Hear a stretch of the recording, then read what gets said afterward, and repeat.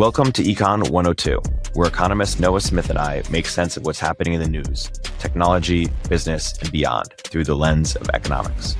Let's jump right in. Let me ask another question that relates to sort of relying on the US. How should countries think about their reliance on the dollar in terms, or like or maybe you can explain a little bit the connection between when the US has, inflation, how that impacts countries that rely on the dollar, or when the US has more severe inflation than expected, and how other countries, do they kind of foot the bill more than the US even? Maybe you can explain that, how that works in the sort of true to Econ 102 form, and then we can talk about what countries should do. Sure. Well, so there's basically two classes of countries. So there's countries with fixed exchange rates and countries with floating exchange rates, and it's going to affect those differently. Because for countries with floating exchange rates, their exchange rate can just adjust to cancel out inflation.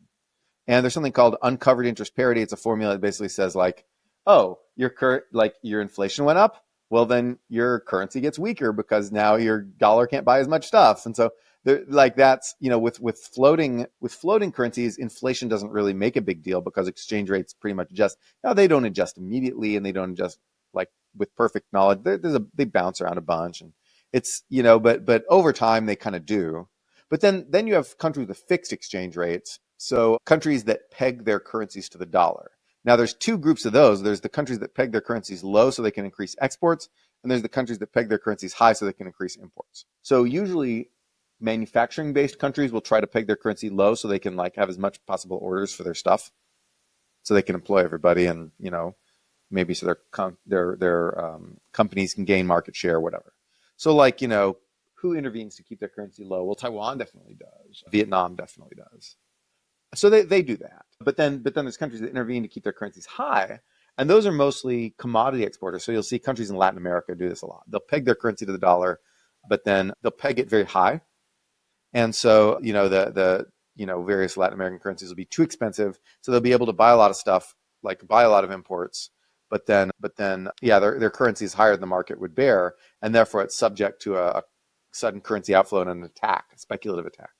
And so when America does inflation, it means that the dollar wants to get cheaper, right? Because worth less, it can buy less stuff. The dollar wants to get cheaper. So a country that pegs its currency too high against the dollar actually gets relief from that, because since the proper market value of the dollar drops, so it makes it easier for them to sustain this value for their stuff. So that actually makes it easier for them to maintain their peg when we have inflation. But then for countries that peg their currencies low, like Vietnam, our inflation makes it harder for them to sustain market share because our stuff gets cheaper, basically. And that puts pressure on their currencies to appreciate. And in order to stop the currency from appreciating, what they need to do is print a bunch of their own currency to devalue their own currency against the dollar to maintain the peg, or a soft peg or intervention, whatever you want, whatever it is, right?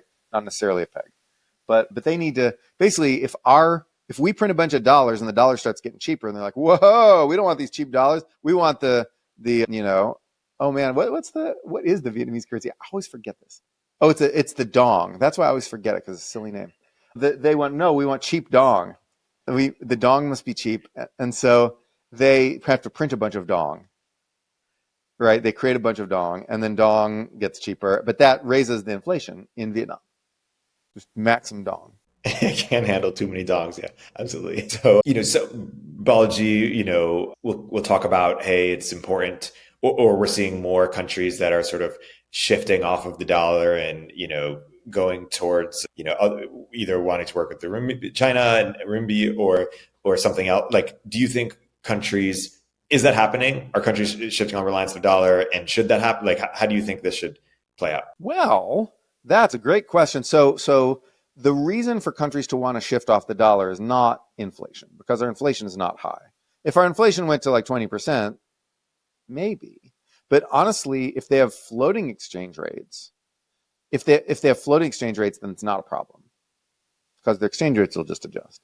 If they have fixed exchange rates and they peg their currency too high, our inflation makes their peg easier, and they wouldn't want to shift off the dollar. Because remember, those commodity exporters who want to buy all their luxury goods from America or whatever, those people, they want the dollar to be cheap. right? So they can buy more American shit with their oil or their minerals or whatever they export, right? They want to be able to afford more shit from America. So those people are happy when we have inflation, right? Because it makes our stuff cheaper and they can get more of it. They want the stuff, right? Countries like Vietnam want the markets. They want the money. Vietnam wants the money, and like Latin America wants the stuff from us, okay? And so when our stuff gets cheaper, right? When our stuff gets cheaper, and the Latin American countries love it. Vietnam doesn't like it. The Southeast Asian countries don't like it.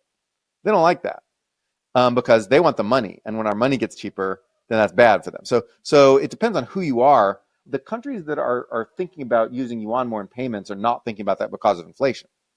Inflation does not provide much of an incentive to do that.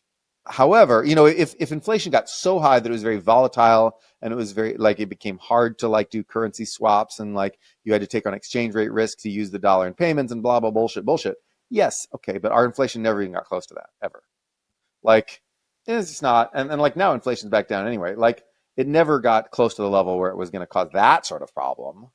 But the reason people would want to shift away from using the dollar as payment has nothing to do with inflation. It has everything to do with geopolitics. Everybody saw our financial sanctions on Russia, and they're like, what if they do that to us someday? And so they're like, okay, well, let's try to use the yuan. They're not able to do it because China doesn't actually want the yuan to be used internationally, because that will cause them to lose a lot of control over the value of the yuan. And they really, really highly prize their control over the value of the yuan. They really jealously guard that power. And the more internationalized a currency becomes, the less power they have over the value of their currency, because the more capital inflows and outflows will happen, and then they have to do more sterilization and more capital controls and more bullshit control stuff to stop that from happening, right? So the more internationalized their currency becomes, the less control they have. So they don't really want it to be used. They don't really want to internationalize their currency. They say they do, but then they realize they don't. Every time they start to do it, they realize they don't, and they clamp down. And then, Russia will try to use yuan, but honestly, Russia's use of yuan has plunged. And partly that was because Chinese banks are afraid to do business with Russia. So yeah, that's so basically, if people switch to the yuan, by the way, people should switch to the yuan more. China's currency should be more internationalized. America can't sort of hold up the whole global financial system by herself anymore. We need China to help. We need China to internationalize their currency. They just don't actually want to. Interesting. And so are we heading towards a world in the next decade or two, in your opinion, that the US won't be the reserve currency in the way that we understand it today? Or how do you expect that? Are we having a multipolar? I mean, I would like it if we were less of the reserve currency. I think if we're not the reserve currency is not going to be yuan. There's going to be zero? Well, people could hold fewer reserves, for one thing. That could happen. But also, people could hold euros. People can hold gold. Is there a certain number by which, when would we know when we're no longer the reserve currency? Is it a percentage? Early 90s, we went down to I think 30% of international reserves. And now are we 40 or something? No, we're a little under 60. Oh, interesting. So if you look at, let me actually pull that up. What happened in the 90s? Currency composition of official. Now this doesn't include gold, but over data 1990s. I'm having trouble finding one that goes back that far. Yeah, no, I'm having trouble just finding one right off the top of my head. But in the 90s, it went down quite a bit. In the early 90s, it reached kind of a low point, and then it went back up. Yeah, so it could go down, and then that didn't hurt us. Honestly, there's a lot of bullshit thrown around about a lot of economic topics, but this is one of the worst. The dollar, a guy, running, he's a very blue collar working class dude running as an independent for Congress in the Midwest, came out to solicit some money from Silicon Valley people. And then we met the cafe and we talked for a while, and he was like, I think China's ultimate goal is to destroy the dollar. And I that's their plot. That's China's plot to take over the world, to destroy the dollar. It's no, the opposite. China wants the dollar to be strong so they can sell us as much stuff as they want. And so they don't have to internationalize their own currency and lose control over their own currency. China wants a strong dollar. This is what they talk about when they refer to dumping, or is that something different? That's something different. But yeah, I mean, like, like spiritually, it's similar because they want to sell as much stuff as possible. So they're the only country that makes anything. That's what China wants. And is this what they want in a long-term way, or is it kind of like an interim thing? No, long-term. Yeah. They want to be the make everything country. They want to be the only source of industrialization while everyone else just farms. And they've said that. They've said that explicitly. What does the future hold for business? Ask 9 experts and you'll get 10 answers. It's a bull market. It's a bear market. Rates will rise or fall. Can someone invent a crystal ball?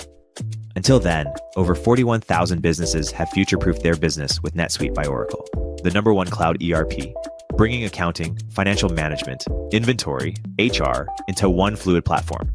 With one unified business management suite, there's one source of truth, giving you the visibility and control you need to make quick decisions. With real-time insights and forecasting, you're peering into the future with actionable data. When you're closing the books in days and not weeks, you're spending less time looking backwards and more time on what's next. If I had needed this product, it's what I'd use.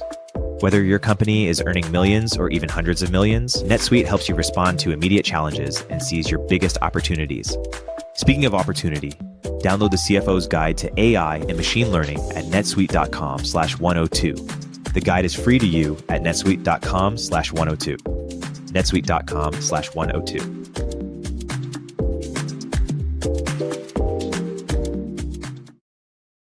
Econ 102 is a podcast from Turpentine, the network behind Moment of Zen, In the Arena, The Cognitive Revolution, and more. If you like what you hear, subscribe and leave us a review in the App Store. You can keep up with both of our Substacks for written analysis of the topics we cover in the show at noahopinion.substack.com and erictorenberg.substack.com. Thanks for listening.